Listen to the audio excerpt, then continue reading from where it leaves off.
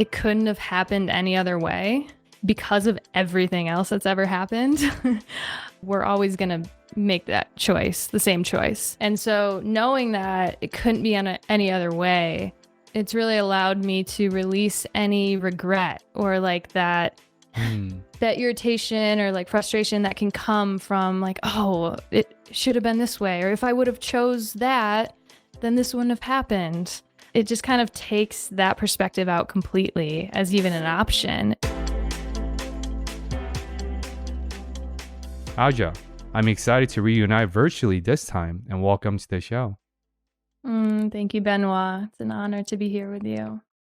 Likewise. So, I want to start off with, I think, probably the biggest pillar in your life. What is your philosophy of sacred rest as it is ever evolving? Just my own journey of being just so exhausted from being on such a long healing journey. Yeah, essentially since I was 6 years old, just constantly trying to figure myself out and heal myself. And even though it had been some years that I had, really healed the migraines, that energy carried into just resting from the different characters that we've been holding up for so long, and just, a lifetime almost of being in this culture of constant doing and needing to be someone and needing to figure our life out and living in this way that, in modern society, I perceive to be kind of overly masculine and not really attuned to the rhythms of nature, which are much more feminine, much more cyclical. And so it's also honoring the different seasons that we go through in our life, not only just the seasons, of nature. Can you elaborate on your process of shedding the belief that you don't have to accomplish anything at all, because seeking or healing is now another accolade, another thing we're trying to accomplish through the air quote spiritual lens? Yeah, I think it's tricky if we're being exposed to, Instagram or social media. Nothing against any of these people. Like I do it in some ways as well, but it has turned into somewhat of a marketplace, and a lot of the marketing is speaking to parts of us that are considered to be wrong or a problem, and here I have the solution for you. And I think for me, it's a process of continuing to remember that, I have everything I need. There's nowhere to get to. And really coming back to, what do I enjoy doing? Not what do I think I should be doing? The word should is like the instilled, right? That the should suggests externality or being instilled from the outside.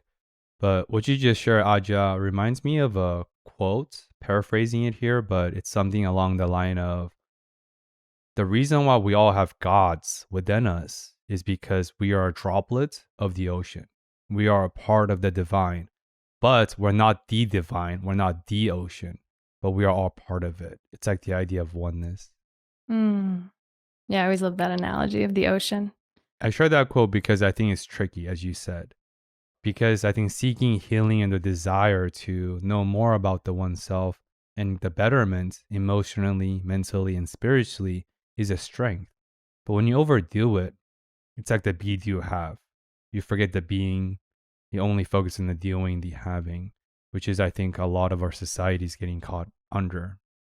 Yeah, and I think for me, and this is a big part of sacred rest in terms of healing, is what I've been finding more and more is that when we kind of let go of that intense underlying energy of needing to fix and needing to be the best version of ourselves, and we just kind of relax into the flow of life, then life naturally is always, and I think in every moment, giving us the perfect opportunities that we need specifically to heal, whatever happened on our journey. And it can come in any way. And I think that's where it can get confusing, is in our society, we've tended to separate healing and spirituality as like, oh, this is like what I do to heal, and this is what I do to be spiritual. But it could be anything. And so, if you want to do spiritual things and you enjoy doing things that are in the healing realm, then cool, that's fine, do that. But don't think that it needs to be that way. It really just comes back to awareness. I know this is part of the ethos or part of the premise for the sacred retreat that you and Joshua host is that you two don't really separate healing or spiritual from life. And I think that's the first time I heard that where it's so obvious, but it's like the plain truth often hides in plain sight. Where you two told me and taught me when we hung out in person was that spirituality is life. It's not a separate domain, it's part of life. And healing happens as part of life as well. And can you elaborate on that? Why I think a lot of us are caught under this dichotomy of spiritual is spiritual, healing is healing, mental health is mental health, and life is separate, even though life is a big umbrella that encompasses everything. Yeah, Yasha and I talk about this a lot. I think it's just really tricky. I think living in this modern society, because of how many different teachings, different lineages and philosophies and modalities there are. I mean, it's endless. And, I think up until modern times and more when we were living more, tribally and connected to the land, there was just a way. This is my perception of it. You grew up and you learned from your elders and you took from you used the medicine that was on the land that you were living on. And there was just a way of doing things. And, now it's just endless. And I think for me, I'm always needing to check myself to not lose my own inner wisdom. We're going into conceiving a child, and that is like a whole nother Pandora's box of information and different perspectives and philosophies on how to do it and how to do all the things and the whole way. And so I've really made a commitment to myself going into this because I know my old patterns of like wanting to do all the research and figure it out. And it's like, I'm just not going to go there. I'm going to do as little research as I absolutely need to. And, especially when it comes to birthing a child, I think women have, we all have superpowers to really tap into our wisdom. Even if, maybe we don't feel connected to our intuition, like it comes online. I truly believe when you're going through that journey. I had a conversation with a cognitive psychologist recently, and we were just talking about the restorative property of our bodies innately so. Because that's what you're alluding to, right? The inner intelligence, ancient wisdom that our body beholds. Of course, a lot of us got lost, got not as attuned, went offline because of distractions and so on. But she shared this analogy about when you put on a band-aid on a scar or a wound, it's not the band-aid that's healing the wounds. It's your body healing the wounds. The band-aid just stopping the bleeding. Likewise, when you point a finger at the moon, don't get caught up in the finger. Look at the moon. But I think America at large looks at the finger. And what you share sort of reminds me of that saying. And because I'm not a woman, clearly. And I probably don't have that superpower. But I do believe that all of us have deeper than self aspects we can truly tune into and cultivate a little bit further through intentionality and mindfulness. Mm.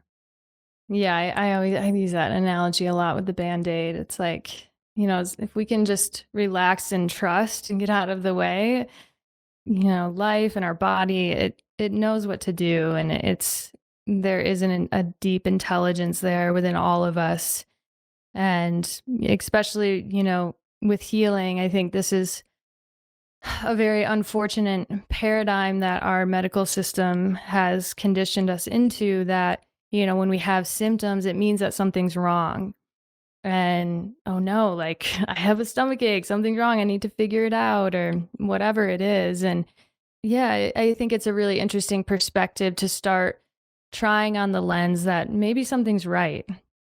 Maybe my body is actually telling me something and it's going through a process so that it can continue to evolve and transform and naturally upgrade, essentially. like getting sick. I always tell people like, great, you're getting a nice upgrade. Yeah, that's a good. I don't know too much about medicine, but I do know that like fever has its purpose. Like when you have fever, that's how you fight a lot of the diseases, inflammatory symptoms. When you have diarrhea, that's how you release the toxins. And I think, Mm. of course, there's a threshold. And you don't want to just sit in bed and saying, "Oh, I have 120-degree fever. My body's upgrading." Of course, of course, You'd there's probably a be line. Yeah, dead. yeah, yeah. You probably be soon, really upgrade to the afterlife. But Yeah. um, I just want to share that because our body does know itself really well, and we do have to tap into that a little bit further. But speaking of ancient wisdom, Aja, where you actually have a lifestyle that is literally attuned to the cyclical nature, like during the winter, you sleep more, during the spring and summer, and so on. Can you expand on this? Because when you two told me this, I was like, wow, this reminds me of like bears or animals, almost have like a hibernation cycle and so on. Can you expand on this with whatever directions you want to take? Continuing to live in this way seasonally, for me, it's just brought so much more joy and fulfillment. Like I'll take food, for example. Our biggest thing is we love to just eat locally and really where food has a story to it. Like it just makes me so happy when I'm eating a meal and it's like, oh, my friend Rich grew this and he like has a whole nonprofit of saving the seeds. And, my other friend Laura like helped can this. And there's just like a whole story to it. And I feel like I can't not think about that when I'm eating it. And so eating seasonally, it just you're always excited for, whatever's next because there's different kind of excitements and benefits of each season. And when I used to just eat whatever I wanted year round, it just kind of loses the novelty of it. But, come springtime, it's like, oh my gosh, like we get to forage all these things that are, just coming up from their slumber and eating all the fresh greens. And so that's been a huge joy for me living cyclically. And it helps give me permission to be in the own seasons that I'm in personally. So, if I'm not feeling inspired, like, well, it's winter. Cool. I shouldn't be inspired most of the time. So I feel like it really gives you the permission to just be where you're at without seeing it as that something's wrong. Very strength based. And we talked about non pathologizing, right? Like, oh, just because you have a certain symptom doesn't mean there's something wrong. It might be Mm-mm. just a perception. And how do you really, I guess, tune in with that voice when you said, oh, it's winter, I'm not as inspired. Maybe other people are doing a lot more things right now to get ahead of the game and so on. Because there's always this invisible force of competition, even in Colorado, as you know, the spiritually heightened woke community, right? Whereas me in LA, it's the hyper hustle culture where 5 days a week, 6 days a week, not enough. You have to work 7 days a week. But I'm like, well, but God rested on seventh day, so who am I to work on Sunday? Even though I do work on Sunday sometimes. But like, how do you tune into that voice whenever that resistance or the distraction comes up? Yeah, I mean, it's such a subtle long-term process. Like when I started this sacred rest journey for a long time would have to sit with the fact that it was really hard for me to just sit and be and do nothing. And so for me it really helped to kind of bring in maybe habits that I already had. For example, with just strengthening my ability to just sit and be, I started for a few months, I would just do foot soaks. And I made the commitment that I wasn't going to be on my phone. I wasn't going to read. I wasn't going to play guitar. I was just going to sit there and look out the window. And by doing a foot soak, that was like enough to kind of help recondition my patterns to where, now I don't need to do the foot soak. I mean, I can if I want to, but now I can just like lay on the couch and look out the window. And so I think starting small, that's something I've learned over and over again. For example, with my phone, like I've always had a hard relationship with my phone of just like not enjoying the the pattern of constantly needing to check it. And I used to try to do these huge, like, kind of radical experiments of having dumb phones and having no phones. And it didn't last, it always kind of backfired. So finding a way that really works for your lifestyle and where you're at, like really being honest with where you're at and knowing that it's a lifelong journey to continue to kind of unwind these different conditionings that we have in this, kind of crazy modern culture that I'm really choosing. I think the one of the many games of life is learning, unlearning, learning, unlearning, learning, Yes. unlearning till you die. So, can you share some of the lessons? Because I had the opportunity to partake, like no phone, no technology morning or silence morning. And of course, you and Yash sometimes do the entire, or often, almost on a weekly basis, silence Sunday, where you two don't talk to each other at all. The moment you wake up, but there is this subtle acknowledgement and there's no awkwardness, you're just so fluid. And then you two reconvene and reemerge together over dinner, over mindful eating. Those seems pretty crazy to a lot of modern folks who live in LA or other major cities. They're like, what? You don't talk to your partner that you live with for 10 hours the moment you wake up till dinner? It's so awkward. What do you do? But can you share some of that process and what have you so far taken away from this consistent and cultivated practices you've had for a while? Yeah, I mean the silent day is a perfect example of try something out that's consistent, that is really practical for where you're at, what your lifestyle is, and how it can continue to build. So, for example, we started the silent days probably like 6 months ago. And when we started, we kind of used it as a way to like do all these house projects. We would like can, 50 pounds of tomatoes or whatever and do all these things. And it's been cool to see for me how it's evolved. Like now I might do one project, but I most of the day I'm really just resting and being in nature and just not doing much. And so I think for me, the consistency has been key. Like, okay, every Sunday, this is what we're doing. And yeah, I mean the silence thing, I absolutely love it. It might be awkward at first, but very quickly it's like, oh dang, we have to start talking again. No, yeah, Yaj and I, we love talking to each other. We have, endless conversations. So it's actually a nice polarity to that. Yeah, I'm all about tiny habits. Yeah, I've always been about that. And so, finding a habit that you already have and how can you integrate something in that kind of fits next to it. So you kind of have that trigger of the already established habit. I think when I did the silence morning on my last day, Friday morning, before I left for Denver from Boulder, I remember because I'm extroverted, right? And then obviously I immensely enjoyed our conversations and we became fast friends, just like that click. Of course, we had Mm-hmm. some other synchronistic events that allowed you to come back from your hot spring retreat. But I remember when I did my morning meditations, I did my whole morning routine, came out, I saw Joshua at the kitchen. I think you were still in the bedroom at the time. And I had this split second thinking of what do I do? Do I do a head nod? Do I bow? Do I acknowledge him? Like, what do I do in this moment? And it was so awkward. And I said, you know what? It is as he shall. And then we both looked at each other, did a quick head nod.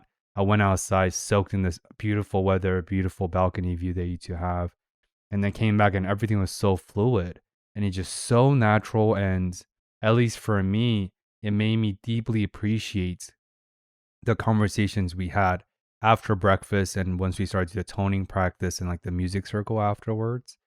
And it's such a unique experience that most people don't have because if you do it not with the aligned and resonating people, you look crazy. You bring this up idea, they're like, what are you talking about? What? So I feel like it would have been cool to highlight this because it's a really one of many, many cool and very deep practices that you have. Hmm. Thank you. Yeah, and from what I remember, it was after the silent portion where we did the toning on the deck, and I just remember you having so much clarity and insight, and like I think one of your main takeaways kind of came through that like it's just life is like the journey kind of thing after that silence, and I think that's really common to when we go inward, just like in the winter, it's like to go inward and rest more. It allows us when springtime comes to have that expansive energy and that clarity and that motivation to, get out there and start planting seeds and, planting a garden or planning another project. It's like a fertile season. So the more we go internal and rest in this cyclical way, then the more we're kind of building our reserves of that energy, that fertile energy that can be put into whatever project or, thing you're wanting to create.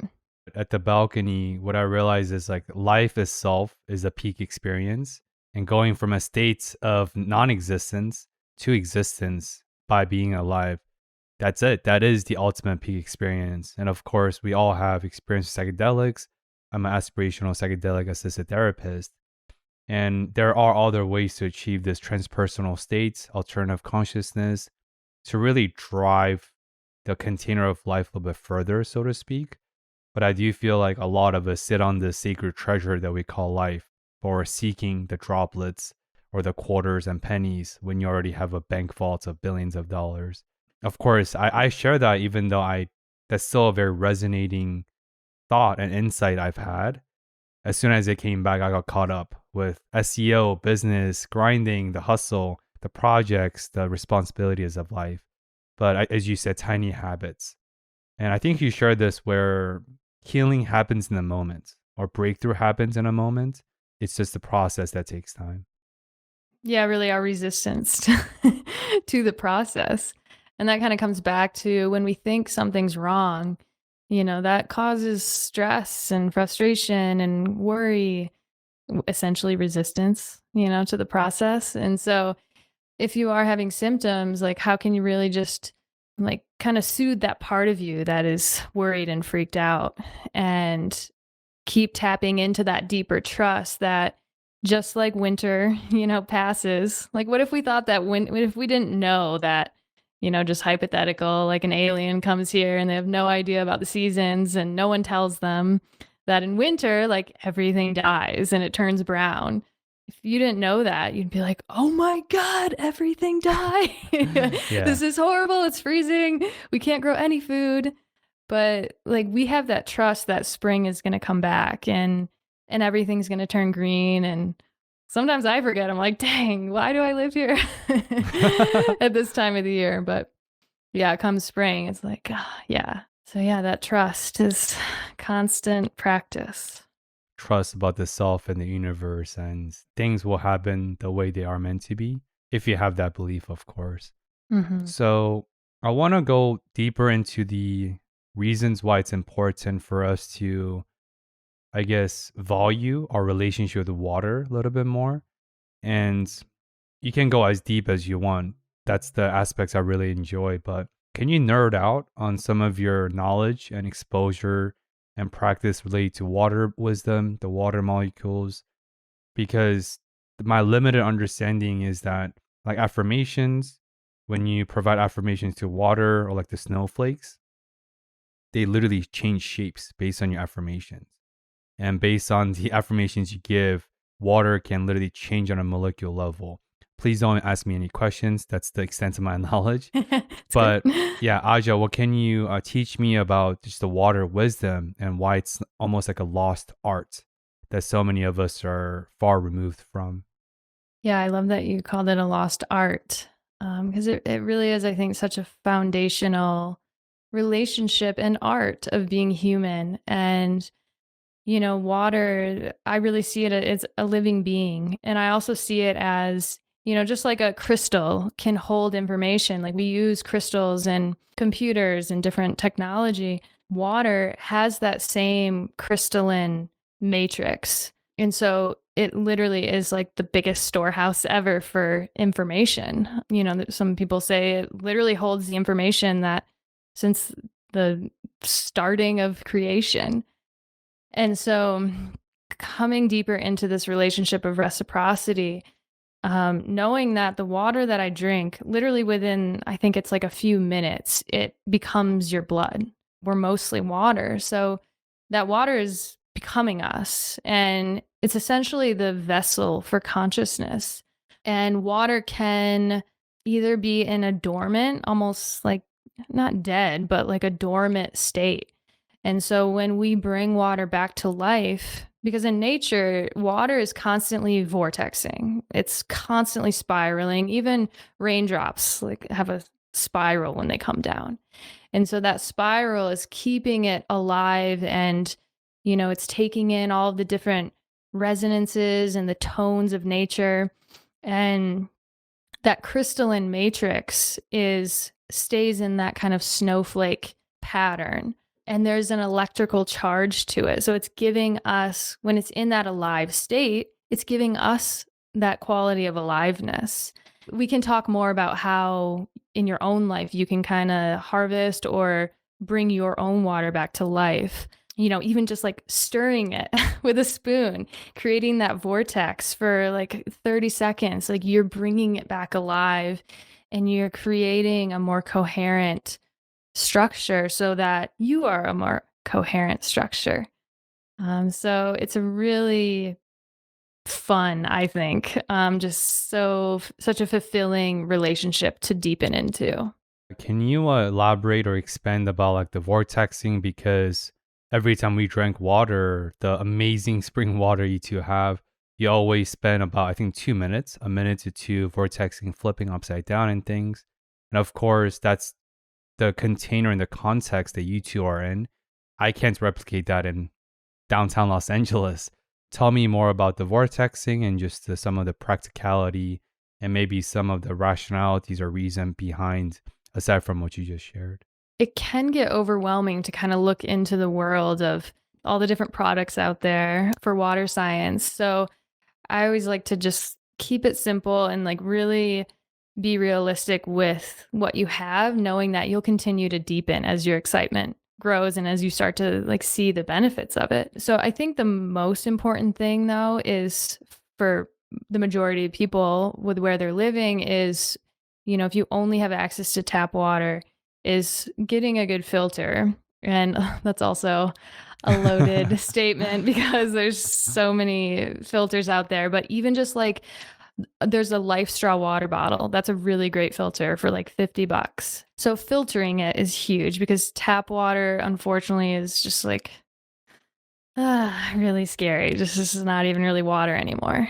So one thing I always like to tell people, a really great resource, is findaspring.org. And you'd be surprised. There's actually springs, in every state somewhere, at least, a couple. So you might be surprised that there's a quality spring right near where you live. And even if you have to drive an hour, like, it's so fun to go get a bunch of water. So filtering it. And then in terms of structuring it is kind of that next stage of bringing it back alive. And the one I have that you're talking about is a really nice one. And it's only like $150, and you can travel with it. And so I can, share a link to that. But there's a lot of different ones for structuring. Like I have that other one that you saw, like it's like a big craft. That's also around $150. Just something, you can even make it. You can definitely make your own water structure, just something that, keeps it spinning. And again, even just something that spins it for a few minutes, like one of those cappuccino frothers, that's honestly works really great. And then there's kind of another step if you really want to nerd out, and that is energizing it. And that's when you can bring in the use of like magnets, because there is an electrical charge to water. And so the one I have has magnets in it to where it's bringing that charge back. And then also, if you are filtering water, sometimes it can be good, to add some trace minerals back into it. Especially with like reverse osmosis water. I don't recommend drinking distilled water on a regular basis. And RO water, it's not ideal, but if you are drinking RO water, then you really want to be adding back the minerals, because It kind of leaches the minerals from our body because it's lost its minerals. This vortexing water and water structure idea to almost revivenate or recharge the magic the water molecules hold reminds me of when we were kids. Do you remember you would spin the water and create the vortex Mm-hmm. by spinning it? Kids and adolescents hold better intuition than adults do. This is a general blanket statement. Unless you have adults who cultivate years and years of practices like we do, of course, that's different. And I wonder, A, what was the original point of who started that vortexing water spinning trend? Because it's ubiquitous across the world. Because I didn't come to the US until I was 15 years old. And in China, in Korea, where I lived before that, I remember a lot of middle schoolers and elementary kids will also have the same thing. Like, how fast can you spin the water? How much vortex can you generate? So, in a weird way, there is this collective consciousness that create this trend across the globe. Yeah, yeah. Like and that makes me think of this intuitive knowledge that we have within the water that makes us up. There's literally like the information, it's like a supercomputer that you can tap into at any time. So by increasing the quality of your water, you're just kind of optimizing that supercomputer that we are. It also made me think of cats. Like, it's a big thing to have like the little, water fountain cat water dispensers. And so they know that like moving water is living water and stagnant water is, dormant, kind of dead water. This is synchronistic where I came across this Instagram reel yesterday, not related to interview at all. And it's like a cartoon thing about mental health, about positivity, not like toxic positivity, but just really, really cheerful ones. And the reel talked about we're made up of 70% water, as you talked about. And one of the universal properties that our human bodies have is we float. So it was a metaphor about when trauma hits us, when life hits us, when the inevitable tidal waves of life, because growing pain and suffering is part of life, when they hit us, we may be sinking, but we always float back to the water. Only if when you surrender and let go. Because when you try to float, you don't float. You lose oxygen, you panic, you swallow the water, which makes you even flop more, which makes you even more dense. So you go back down. But if you literally just hold your breath and you almost lay down in water, everyone floats. That's how water 70%. That's physics. Don't ask me questions, but that's how that works. So it's also reminds me about that water is really magical, even within us in the physiology. Oh, yeah. There's like 60 different anomalies with water that scientists like just have no idea. They can't understand. Unfortunately, like, yeah, I think we get confused because it's just like this clear, tasteless thing, but there's so much going on there. Like, I remember this fact that there's like 440,000 lattices of this like crystal matrix. And I just think that's so wild. I think this is still true, might be outdated, but as of now, we know more about the universe and the stars and the galaxies than we know more about our water, like the oceans. Yeah. Because like 90% of the ocean is still not covered because our technology can't get to that beyond 10,000 meters. I think that's our limit. And crazy stuff. But speaking of mysterious, Aja, I want to take a soft pivot and talk about the combo, your own healing modality that you facilitate and you share with your clients and the folks that you know. So your guided private and retreat sessions include like an intuitive menu. It's like a buffet of different flavors. It includes restorative breathwork that you're really, really proud of and that you love because you know a bunch of them. Yoga Nigra, Reiki, abdominal massages, herbal medicine, nature, and channeled song. How did you come to this specific combo that you cultivate and you practice almost day to day? Again, like my intention is to really just get out of the way and kind of help create the conditions for that. So I often do a lot of virtual meditations or breathwork sessions and really just guiding that person to create their own kind of sanctuary, and again, the conditions for that deep rest to happen, where really just creating the space for our own innate healing intelligence to come online. And what I've found is that it really comes back to the power of presence. And so, if I was kind of going through my own process, just sitting here by myself, as opposed to if you were just like we are now, you were also just sitting here with me and just sitting in presence. We're like just totally amplifying the power of the magic that's possible in the moment. So I've found that time and time again that when you can amplify the presence, then you amplify the magic. I've seen really incredible things happen with group healings where, I've led one before where I'm not saying that we were like responsible for this, but it was very like magical and synchronistic. And an elder friend almost died, like was on the edge of death, and he's in his 80s. And we had like 20 of us, and we just had pulled his picture up, and we all just sat there and, saw him in light and saw him in health. And he made a miraculous comeback. And this was like 5 years ago, and he's still going strong. So that's one of many really cool stories that I've heard with the power of that group mind and the group presence. My brain is going somewhere weird, but I think I can make this fit where we often, because language is fascinating, right? Especially in podcasting, that's how the art manifests through language based on different compositions, how you utilize metaphor, symbolism, and so on. One of the things we talk a lot about is, especially all three of us and you and I, is being on the same frequency.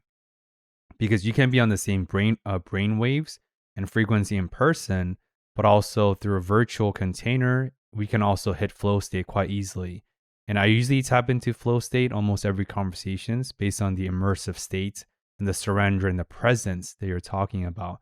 But almost to my question, in a digital therapy space, through intentionality, through mindfulness, and through almost absolute presence, we're almost concurrently tapping into the frequencies of like the electromagnets, like the computer frequencies and wavelength, and almost like our actual wavelength, the brain wavelength, and the wavelength of the computers and the technologies blend into one and create this delivery or deliverance. It is interesting to think about this in-person magic we often talk about can be replicated often with all the conditions that you talked about are met on our virtual capacity. And I think that's really, really fascinating.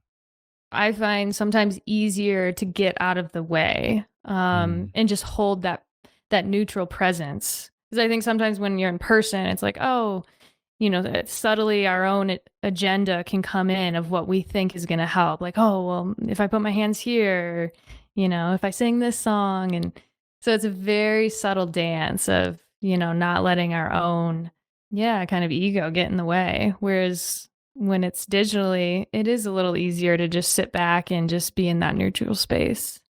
So, speaking of not getting into our own way, I want to ask you about one of the most impactful incidents or moments you've gone through, Aja. And I think it's all related where when we don't block our own blessings, that's what that means. Life has a greater plans for us. And this is about your journey, love at first sight with Joshua, and the traumatic incident you've gone through a while ago. Like, why was this such a divinely transformative moment for you? And can you share some of the intricacies that you feel called to? Yeah. Again, I think this is a great example of when we can really trust in the unfolding of life. Like things just kind of take care of themselves. And in that experience, I really felt, and I think more viscerally than I ever have, the unseen forces that are supporting me. It truly felt like a medicine journey.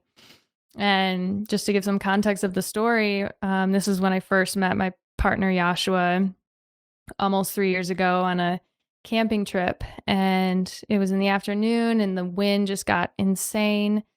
and we all got in our tents, and my roommate's tent was right next to mine, and he's like a really big dude, and he had a really big tent with a really big air mattress, and he just like cracked open his tent door, and a gust went in and literally lifted his tent with him in it, and it did a 180 and landed on my tent with me in it. And as it was happening, I mean, it felt like an eternity, even though it was probably only like a minute and a half or something. In the moment, I felt like I was going to die. And it was just like hauntingly similar to this reoccurring nightmare that I had had as far back as I can remember, of something collapsing in on me, and just sheer panic of I have like a split second to, to escape, and just that feeling of being trapped. And so I'm freaking out, screaming, and and he's like wrapped up like a burrito in the tent. And so, Joshua and another friend came out and tried to get him off, and they eventually like pulled me out of the tent. And I mean, for like the next almost hour, it was like a full on spiritual experience. And as it was happening, even though I was like screaming and freaking out, there was like a part of my mind that was like, holy shit, this is your dream being like kind of almost like a trauma being resolved, in trauma healing. It's like when it resolves, that's often when we can really move beyond it. And so it's like I knew what was happening. And, when I got free of it, I went into this crazy trauma response of just like uncontrollable shaking. And I just remember sitting in the car and shaking and just kind of like feeling these deeper messages from all of this unseen support that I have of like, it's okay. Like we're like helping you move through this, and like we're healing this. And it just ended up being like a magical night. Like Yash and another friend ended up like channeling the most beautiful song, like the perfect song I needed to hear. And then another amazing healer friend showed up that night, and she kind of did some like hands-on healing, and that also felt like an ayahuasca journey. And yeah, so it also felt like a bit of other forces like making sure Yash and I got together. I was like, okay, yeah, this is thank you. And it was very instant with Yash and I, and that incident definitely like helped, us form a connection right off the bat. That's crazy because it sounds like the nightmare that was a consistent theme throughout your entire life, from what it sounds like, was an entrapment, the feeling of being trapped with no way out. But through this real life incident where you almost got crushed by your roommates because of the gusts of the winds, you saw a way out. You didn't just see it, you went through the way out in real life. And I had a goosebump moment just now because I can't even imagine that shift from potential death to life, and you making the meaning, because we're meaning making machines, back into creating that theme of you're like, wow, this is what it is. And yeah, that spiritual experience, I'm sure it was very spiritual, psychedelic like, without the psychedelics.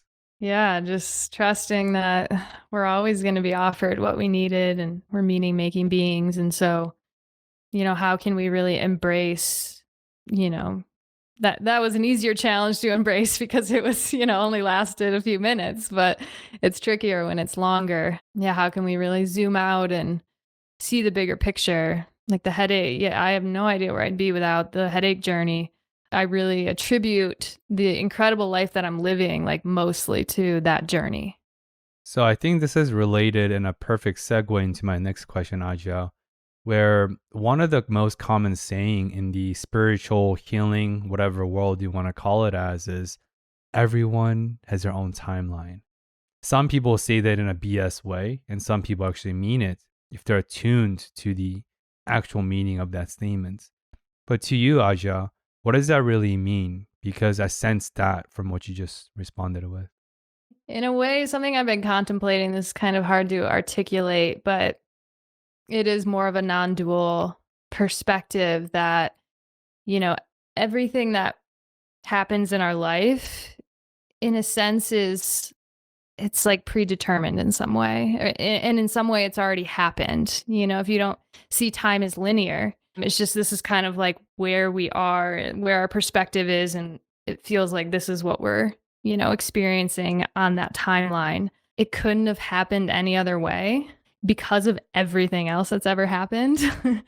We're always going to make that choice, the same choice, or like a predetermined choice in a sense. And so knowing that it couldn't be any other way, it's really allowed me to release any regret or like that that irritation or like frustration that can come from like, oh, it should have been this way, or if I would have chose that, then this wouldn't have happened. It just kind of takes that perspective out completely as even an option. And for me, it really allows me to just soften into the ride of like, oh, it is what it is. I'm just along for the ride, really. Sometimes healing just takes as long as it takes. And we just got to ride it through. So while you were riding through this train of life that we're just the passengers of, because I believe in free will through my Christian faith, at the same time, I do believe that time is non-linear and there's no point of what if syndrome, because in a sense, everything already had happened and your decision is a culmination of all the decisions you made up to that point. So I agree with what you're saying. But tie that into your 20 plus years of healing process through your intense daily onset migraines. How did you not give up hope throughout this process? Because sounds like it was really, really arduous, very painful, very difficult, which eventually catalyzed this insight to decide no more endless seeking for the sake of. Yeah, I mean, it's so much easier looking back, like, oh, it happened for me. I know how hard it can be when you're in it. I think that's where like that nightmare of being trapped, like I literally felt like I was trapped in almost like like a virtual reality nightmare and like being trapped in this body of pain. I'm always just amazed at the resilience of humans and just, it's like no matter how hard it is, like I don't believe that we're ever given anything that we can't handle. And so also seeing things like that in a way as an initiation. And, for me looking back, it definitely feels like an initiation. I feel like everything that I offer in terms of healing and being able to relate to people comes from my experience with that. And I think there was just always a part of me that like wouldn't give up, and just that I always knew that I would make it through it. Even when I was little, I always had this, I would always say like, I'm going to figure this out. And once I do, I'm going to share it with everyone. And so, yeah, I mean, I think if we're meant to be alive, like we're going to have that motivation and that drive and that like, even if it's a tiny spark of inspiration. Unfortunately, I think when we do completely lose hope, like we probably won't stay alive for that much longer. So yeah, I mean, maybe that's kind of like a radical statement, but I do believe that if we're meant to be alive, like we'll make it through. We'll have that hope. It's like the idea that we are, of course, like the culminations of all the experiences we lived before us. So the fact that we're alive now means we've endured tremendous pain and sufferings and obstacles and challenges. Of course, the past does not always predict the future, but I think that's the reason why I have a mixed feeling with this rise of trauma talk in mental health. And I think people get too caught up in just talking only about feelings and trauma. And I still subscribe to the point that to achieve post-traumatic growth, you have to move through and face the trauma. Of course, everyone has their different timeline, and that looks different for everyone. I'm not saying invite needless suffering for the sake of, but when you're in light of a really, really difficult challenges that you view as traumatic, sit with it, confront it, flirt with it, what is it telling you? And don't run away from it, and just do it incrementally. I think that's how we achieve this. But I share that because if you're alive, as you said, you've gone through some shit in life.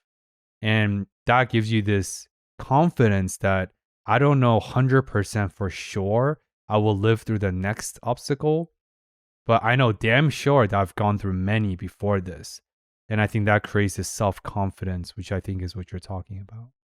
Yeah, I like what you said, with trauma healing, like really sit with it and like what is it telling you? And one of my teachers, he always has this saying that everyone wants to heal, but no one wants to change.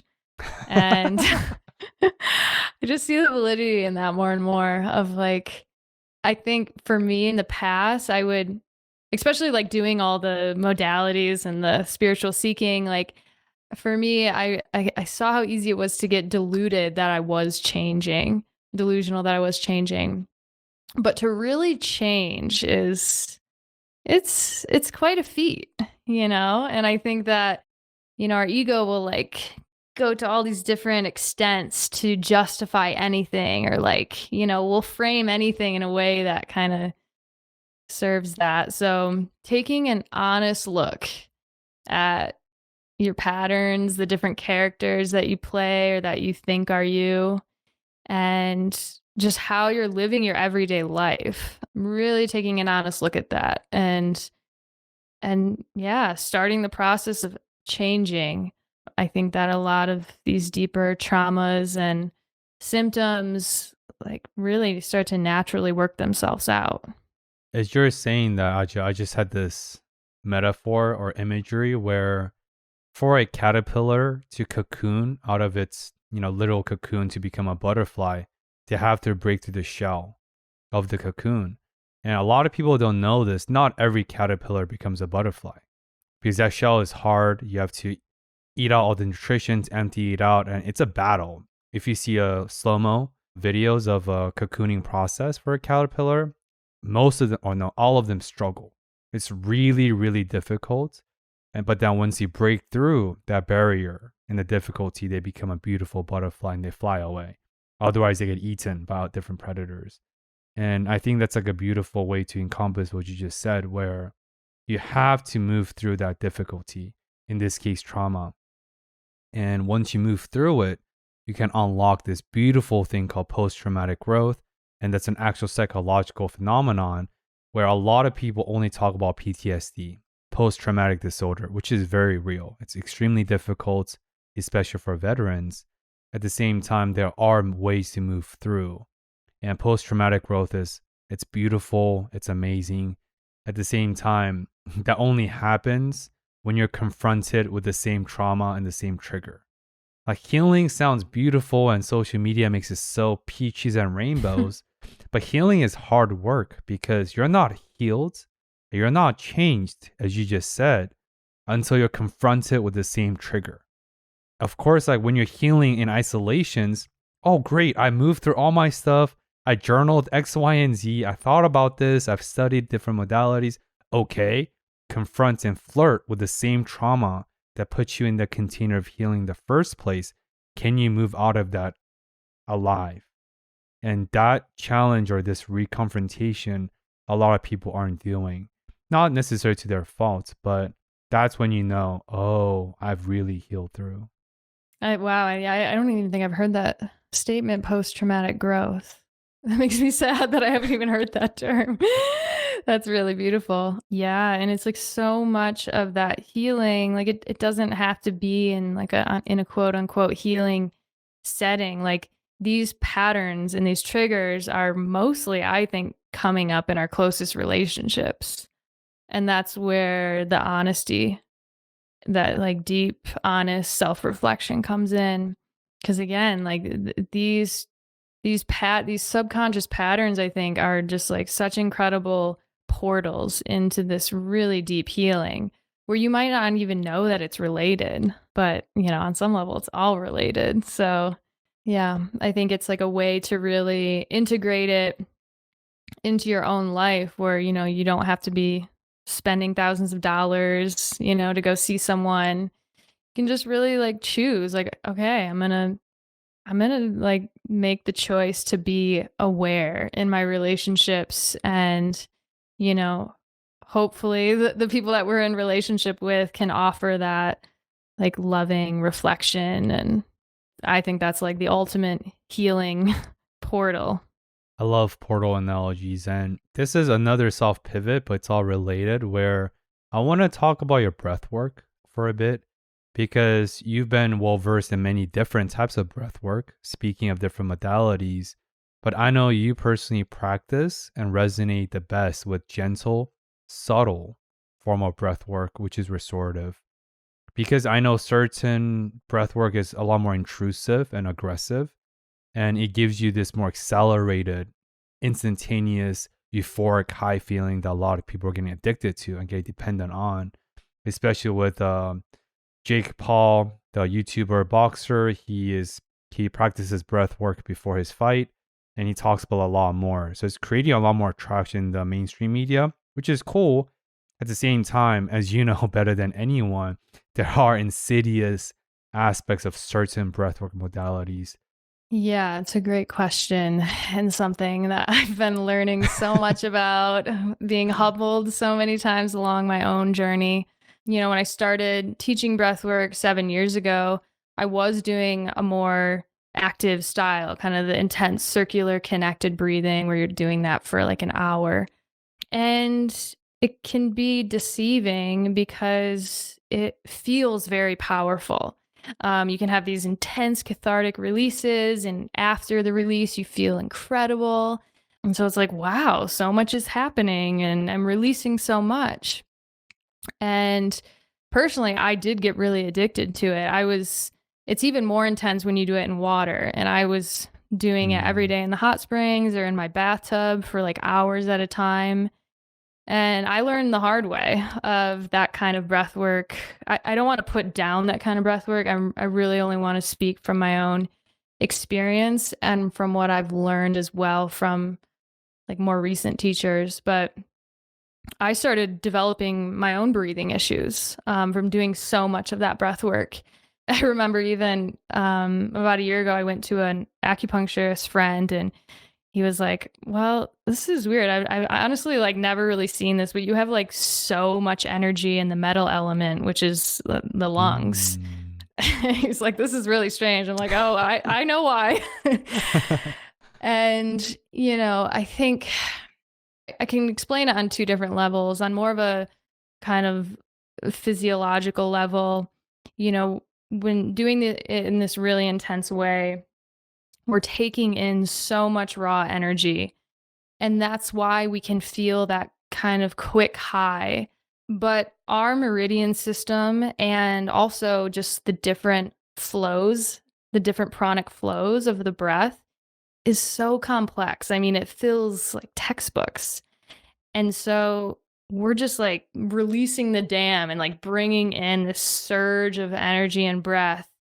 And what that's doing is if there already is some imbalances, which if you're living in modern culture and like using computers, like I'm sorry, but there probably is some kind of like restrictions or blockages. And so often those blockages can get amplified. And also, you know, you might release some like deeper patterns, deeper subconscious patterns, or like some repressed emotions. But because it's happening in such an intense, almost like forceful way, it's happening at a rate that our nervous system really can't keep up with. And what I've seen happen, what happened with me, what I've seen with others is like those patterns can kind of set back in a deeper way and then show up in other symptoms, even more intense symptoms. And also, like, just thinking of the nature of a lot of people in this modern society, like, we're biohacking and we're like, you know, wanting to fully optimize ourselves and we're just pushing so hard and doing all the things. And so, by just inviting in a breath that is gentle and restorative, we're also helping to balance out that like go, go, go energy. And we're allowing our nervous system to And really, we're allowing all levels of our being to heal and to unwind in a way that is harmonious and where everything can kind of like keep up with each other. The nervous system is on board. It's like, oh, okay, yeah, like I get this. I can unwind this and to where it actually stays. It sustains. And it's a process, you're not just going to like do a breathwork session and blast yourself open and like release all your trauma. It might feel like that.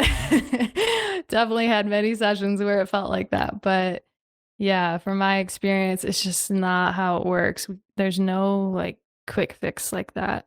Another imagery and analogy came into my mind where it's almost like the metaphor of like factory farming chickens.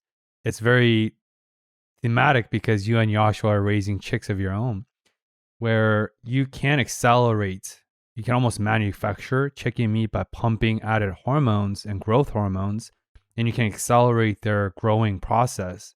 And that's what a lot of factory farmings do, right? Like Tyson's, where they pump these chicks out really fast on a massive level. And, they taste good, but of course, added hormones, growth hormones, we're not going to know the detriments of that impact until like 30, 40 years down the road, because you need like 50 years of longitudinal data to really study the impact of on our human biology, what that means.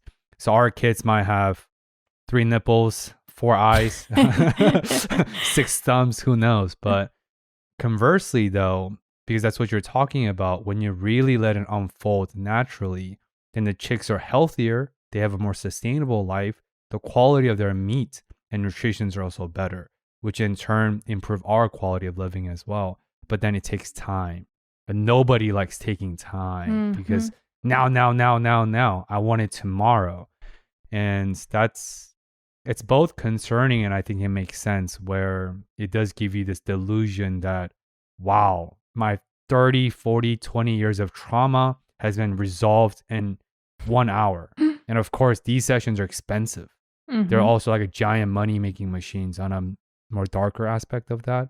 But that's like the imagery or metaphor came to my mind.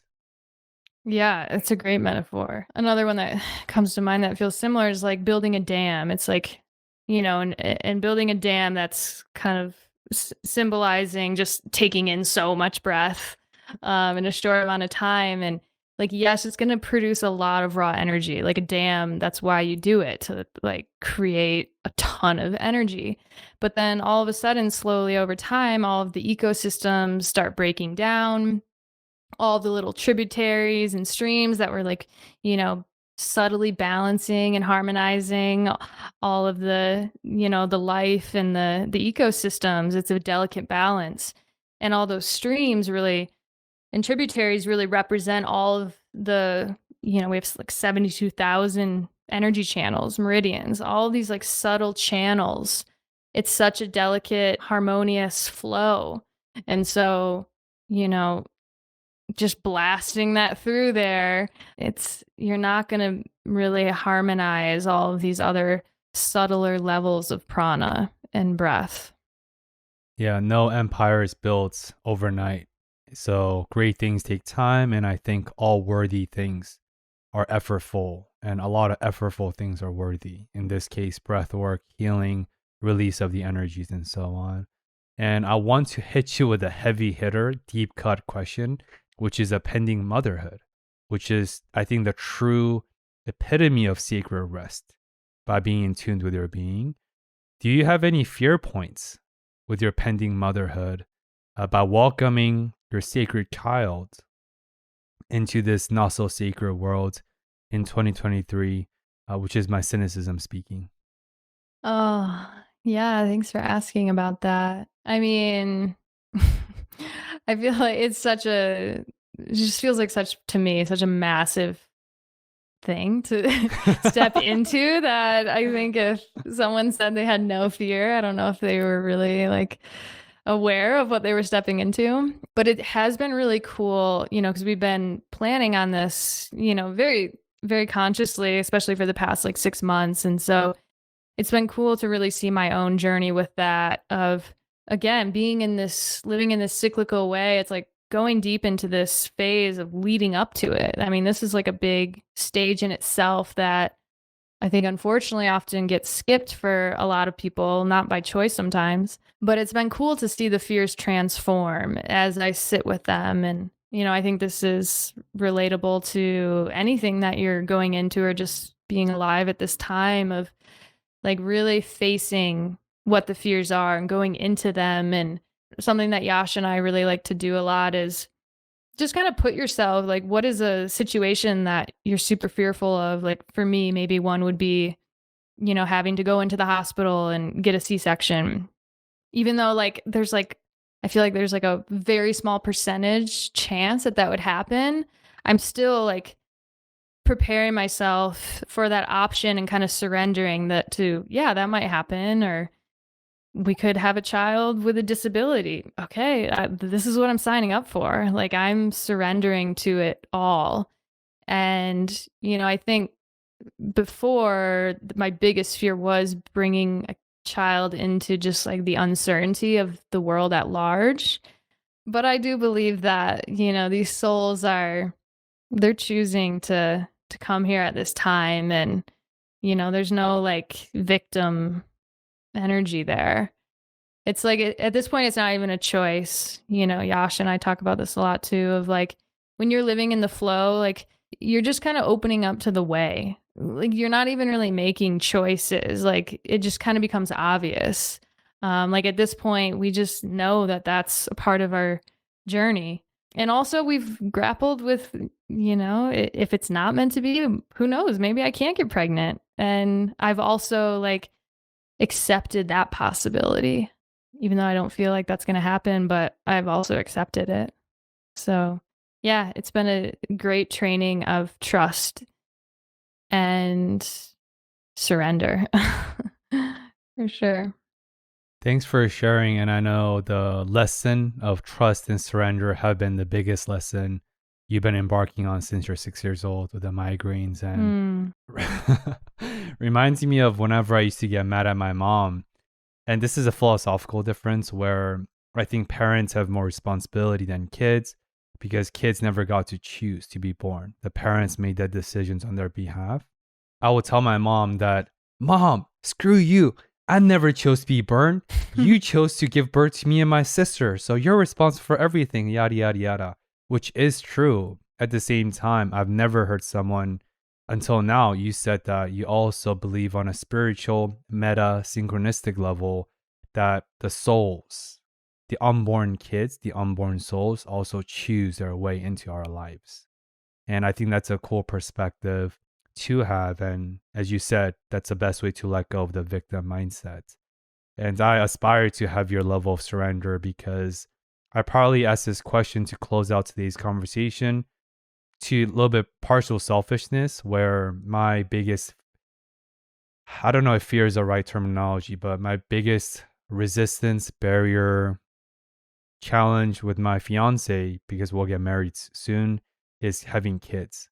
And that's the reflections of my trauma, childhood divorce, and a couple philosophies I uphold. Yeah, I think that's another insight and entry point for me to think more about and ponder this further in my own life. Because I think surrendering about your life and surrendering about the inevitability of life in your life, that's hard, but it's doable through cultivations.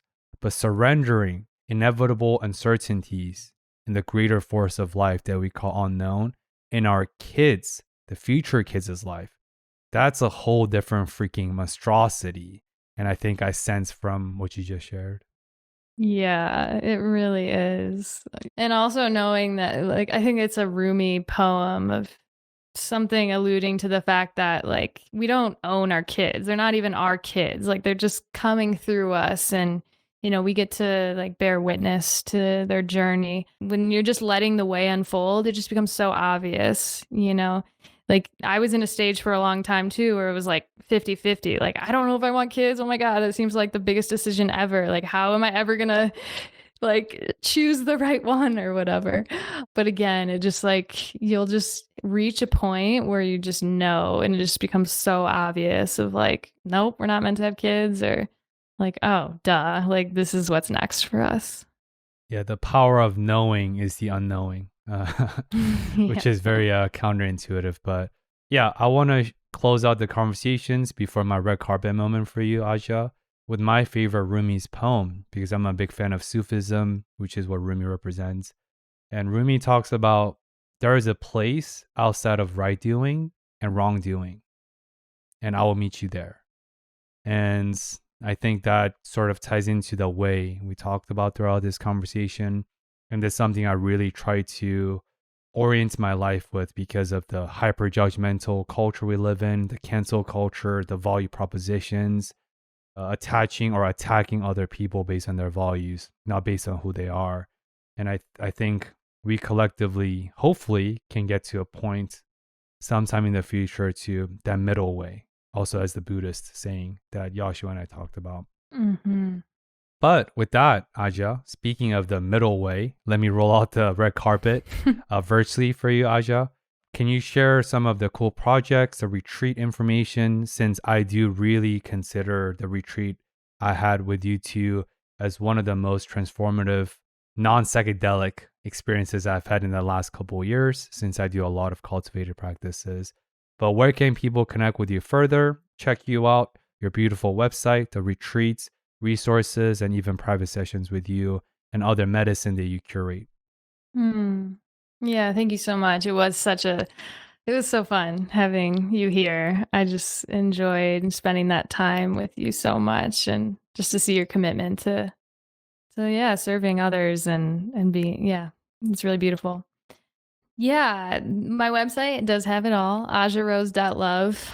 I'd say I'm most excited about the Sacred Rest retreats, which, are 4 days and one to four people, and just really bringing people into a certain resonance and kind of showing people what's possible of designing your life so that you are just living in this flow where it is innately healing and inspiring and fulfilling, and having that deeper connection to food and the land that you're on and the water, all very like simple foundational human things.